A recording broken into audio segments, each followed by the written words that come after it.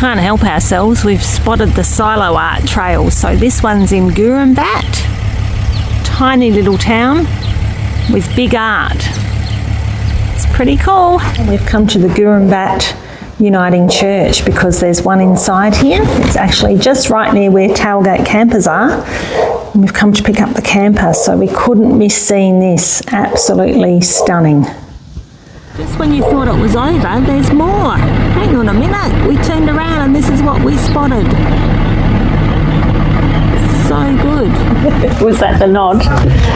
So we're at the Gurumbat Railway Hotel. We decided that we were going to do the part of the Silo Art Trail in this area today. Anyway, we stopped in at the Gurumbat Railway Hotel and I said, Jayden, you just get whatever and then I'll work out what I'm going to eat, because as you guys know, being a celiac, I can't eat everywhere. And we pull up into this amazing hotel that's in this tiny little town looking at the Silo Art, and come into this beautiful pub, and turns out that the owner is a celiac. So for someone like me, that is gold. Like, I came to Victoria and I've struck gold. It is so good. I've just ordered a burger. There's all these desserts that I can eat. And I said, Jayden, we might be here for some time. I know we're supposed to be looking at Silo Art, but we might get stuck here. And also, just so that you guys know, regardless of whether you're a celiac or not, it's a pub where you can apparently camp out the back as well. So that's really great if you want to come and check out some of the Silo Art. But as always, if you are going to do a pub camp, make sure you go in there for a meal and support them, because it's great that they offer that to everyone. So bring on the food. Bring on the food, Aiden. So sorry, not just gluten-free friendly, but celiac friendly. So that means separate fryer for the chips. It means they know what they're talking about. So good, so good. Gluten-free schnitzels. Gluten-free schnitzels, gluten-free burgers. You know, just being able to have the chips in a separate fryer means no cross-contamination, and it really does make a difference when the pub is owned by someone who is a celiac. They really get it, and that's pretty rare, so super exciting.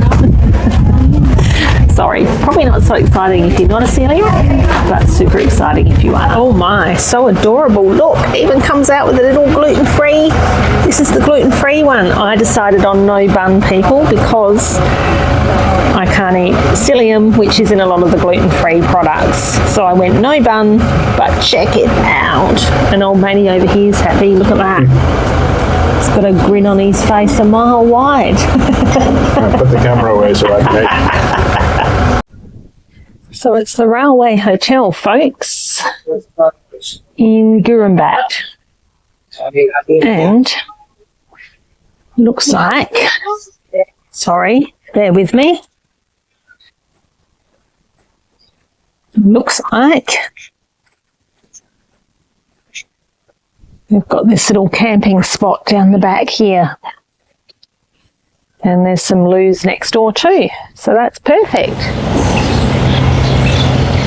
In the tiny town of Devonish now, and I've always wanted to see this Silo Art. Aiden,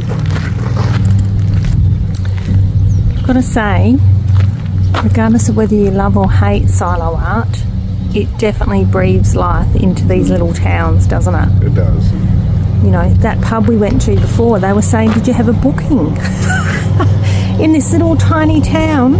But they were getting busy. Oh, and it was getting busy. It's an absolutely beautiful day, and it's school holidays as well. But the Silo Art Trail just brings so many people into these little towns where otherwise people might not even pass through. Yeah, it makes them stop. Makes people stop, get out their cars, have a look around, take a detour. It's quite incredible. Also, it always pays to have a look down the side streets of these little towns with the Silo Art, because quite often you can find more art to discover. And of course the other thing that's great is you discover what all these little towns have to offer, which which is always, well, quite often, a little step back in time. We always love looking at all the farm machinery and all the stuffs, don't we? We're in St James for this one, so these are all in Victoria. And this one's a little bit different. I just love how different they all are. And of course, all of them have a story. And what a surprise.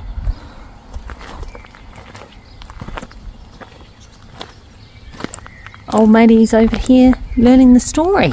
You forgot your hat, love. You're going to get sunburnt. There's always so much reading to do with these as well, isn't there? Yep. So that you can understand. 3,000 tons goes into that concrete silo. Just into that one concrete one there. Wow.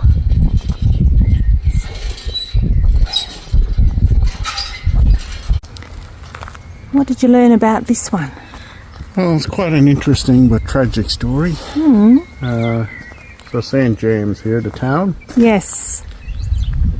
Was it always a tiny town like this? Yes. Sorry, you always beat me to reading the signs because I do everything backwards to you. I look at them first and then I read the signs. So, what did you find out? Well, so George Cole Sr.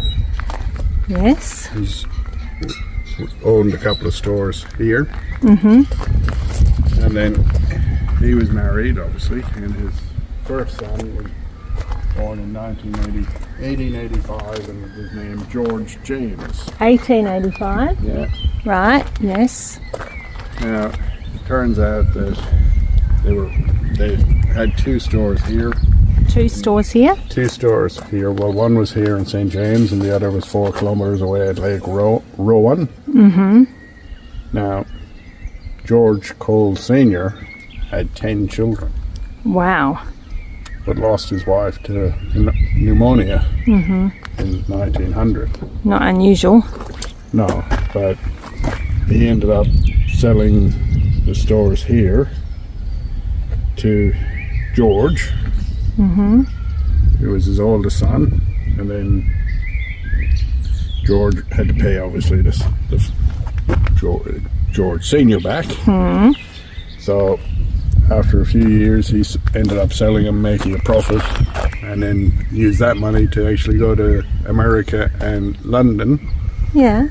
To find out how they ran shops over there. And Right. When he came back in 1913 was when he sold it. And then he came back in 1914 in January, and between him and one of his other brothers, they set up a shop in Collingwood. Okay, is that Coles as we That's know it the today? original Coles. Right. But they obviously, some of their other brothers were involved, but some of them went to war and didn't come back, unfortunately. With 10 siblings, yeah. And then after, where was it, 1914, they were worth £100. And by 1972, it was 1.132 million. Wow. So this tiny little town now is the birthplace of Coles, Yes. as we know it today. And Coles, George James Coles, never forgot it, and did support the town. Is this him here now, celebrating 100 years? I wonder. Well, not now, but... Oh, look. That looks like the original storefront, which they've also got on the silo over there. So great learning all this history, which we may not have learnt had we not come to look at the silo art. Because I personally had no idea, did you, that Coles had started out here? Anyway, always something to learn. What were you just saying? I was saying the trivia question, where was the first Coles shop?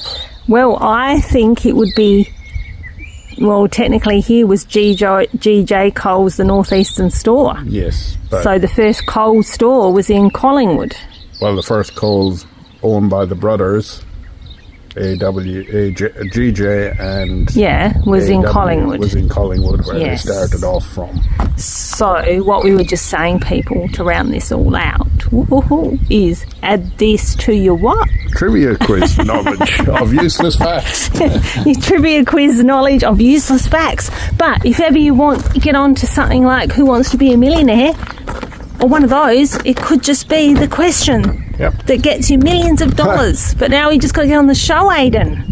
Get on the show. I don't know why I find it exciting, folks, but there's the original store, the Coles store. How cool. On to Tungamar now. This one's actually a bit different and I really like it. A little bit cartoony. I like this one. Simple. Well, not simple if you're the artist doing it, I'm sure.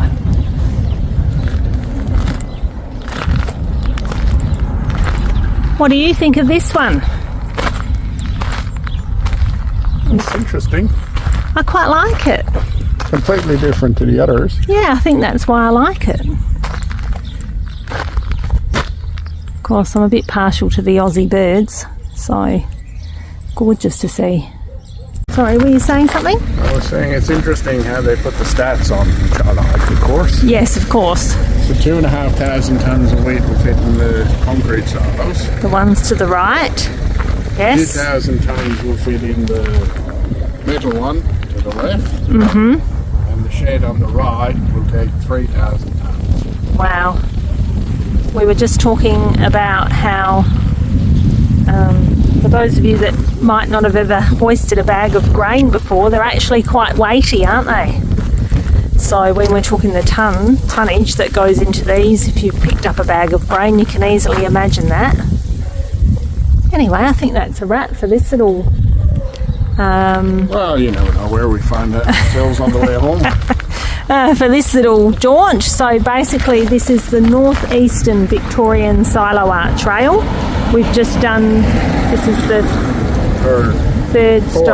fourth, sorry. There's about 5 lots. And we're just doing what's on our way back to Albury-Wodonga.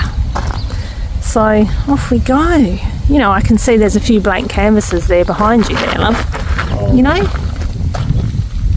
Yes. Who knows what'll happen? Yes. It's privately run now. So. Right, well, back on the road for us. Everything I love about pulling up into a little town. Aidan's fueling up the Ram, which takes forever, and I've spotted the op shop, so I'm off. Yarrawonga Community Op Shop.